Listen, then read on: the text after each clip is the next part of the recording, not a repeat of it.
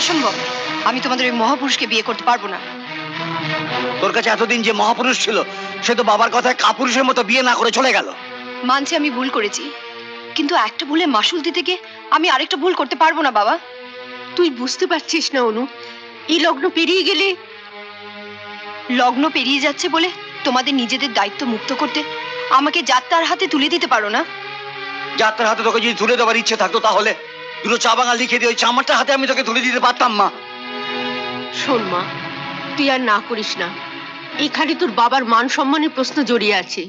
তুই মেয়ে হয়ে কি চাস তোর বাবার মাথাটা সবার কাছে হিট হয়ে থাক? আজ বিয়ে না হলে উনি আর বাইরে মুখ দেখাতে পারবেন? বাবা তো পারবে না, আর আমি পারবো মুখ দেখাতে? তোমাদের মায়ের এক চালা, এক অপদার্থ, সে কিনা হবে আমার স্বামী, যার এক পয়সা রোজগারের মুরদ নেই। ও রোজগারে কি প্রয়োজন? আমার ব্যবসাপত্র দেখাশোনা করবে। এই মতলবেই তো উনি সাধু সেজে এসেছেন। না বাবা, ওকে বিয়ে করা আমার পক্ষে সম্ভব নয়। সম্ভব নয়? বাবার কথাটা একবার ভাববি না? শোনো, বাড়িতে কাঠ ঘিয়ের ব্যবস্থা যখন করেছি তখন আগুন একটা জ্বলবেই। যদি আজকের রাত্রে তোর বিয়ের যোগ্যের আগুন না জ্বলে তাহলে কাল শ্মশানে আমার চিতার আগুন জ্বালাবার ব্যবস্থা করবে। দাঁড়াও বাবা, বিয়ের আয়োজন করো, আমি রাজি। তবে এটাও জেনে রেখো বাবা, বিয়ের যজ্ঞের আগুন আজ রাত্রেই নিভে যাবে, কিন্তু তুমি নিজে হাতে এই সংসারে যে অশান্তির আগুন জ্বেলে দিলে, সেই আগুনে শুধু আমি একা নই, তোমাদের দুজনকেও জ্বলতে হবে। আসুন।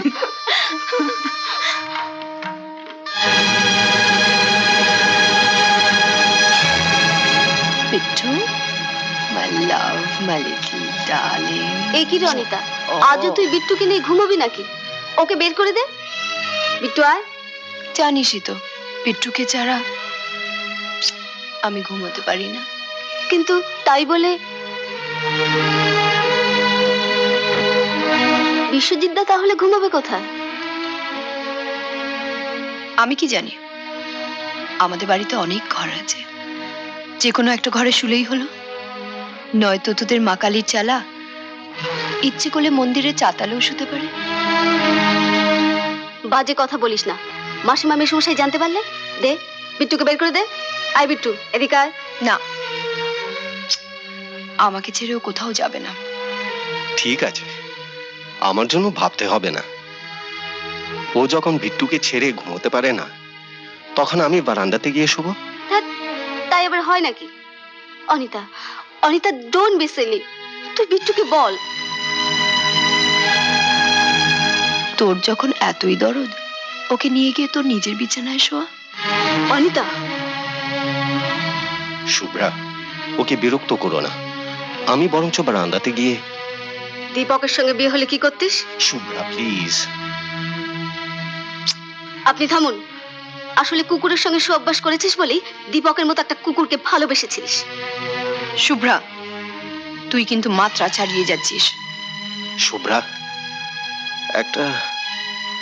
একটা কুকুরের সঙ্গে অধিকার নিয়ে লড়তে আমার নিজেকে বড় ছোট মনে হচ্ছে। যার খাট, তার হৃদয়ে যখন আমরা জায়গা নিই, তখন লড়াই করে ওর খাটে জায়গা করে কি হবে? যাও, আর ওর মা বাবাকে কিছু বলো না। ওই বারান্দাতে শুতে আমার কোনো কষ্ট হবে না। ঠিক আছে, আমি যাচ্ছি। তবে তোকে এও বলে যাচ্ছি অনিতা, ভালো মানুষ পেয়ে তুই যদি বিশ্বজিৎদার উপর এভাবে অত্যাচার চালাস, তাহলে কিন্তু একদিন সত্যি সত্যি ওকে আমার ঘরে, আমার খাটে নিয়ে গিয়ে সব।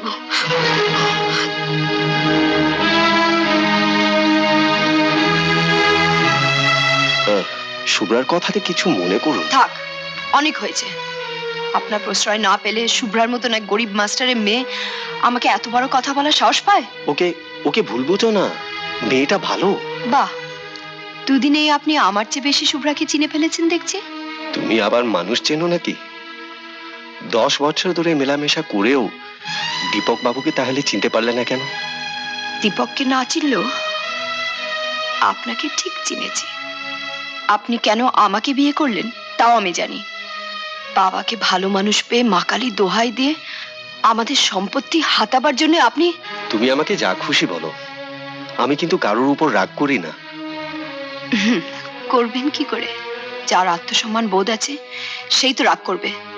ঠিকই বলেছ, আত্মসম্মান বোধ আমার নেই। থাকলে দীপকের মতো ছেলে যাকে প্রত্যাখ্যান করে, আমি তাকে বিয়ে করতাম না।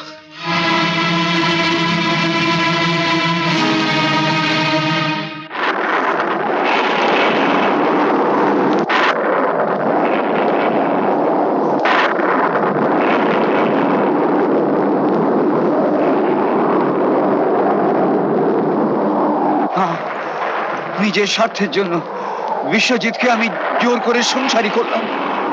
আমার মেয়ের অত্যাচারের হাত থেকে তোমার সন্তানকে তুমি বাঁচিও মা।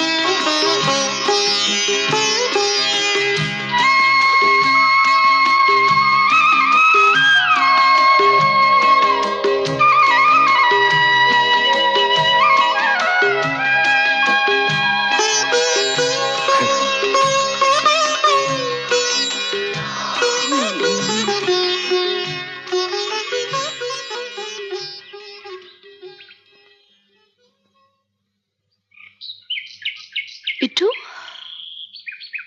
আমার চাদরটা কোথায় গেল বলতো?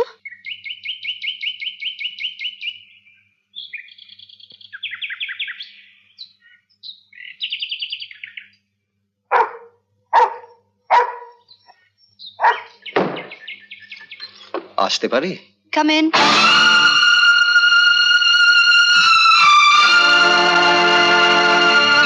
ওই চাদরটা আপনি পেলেন কোথায়? কাল রাতে তোমার ব্যবহারে আমি খুব দুঃখ পেয়েছিলাম, কিন্তু ভোরে ঘুম ভেঙে গেলে গায়ে চাদর দেখে বুঝলাম ওটা তোমার আসল পরিচয় নয়। থামুন। রাত্রিবেলায় চোরের মতন একটা মেয়ের ঘরে ঢুকে তার গা থেকে চাদর চুরি করে নিয়ে যেতে আপনার লজ্জা করলো না? আপনি না মহাপুরুষ? তুমি আমার স্ত্রী, আইনত তোমার ঘরে দিনে রাতে যে কোনো সময় ঢোকার অধিকার আমার আছে, কিন্তু বিশ্বাস করো এই চাদরটা আমি নিয়ে যাইনি। তার মানে আপনি বলতে চান আমি কাল রাত্রে আপনার কাছে গেছিলাম? যদি না গিয়ে থাকো তবে ধরে নিতে হয় এই চাদর আমার কাছে উড়ে গেছিল।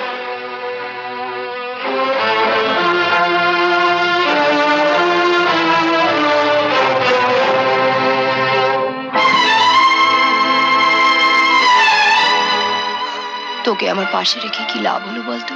আমার গা থেকে চাদর নিয়ে গেল।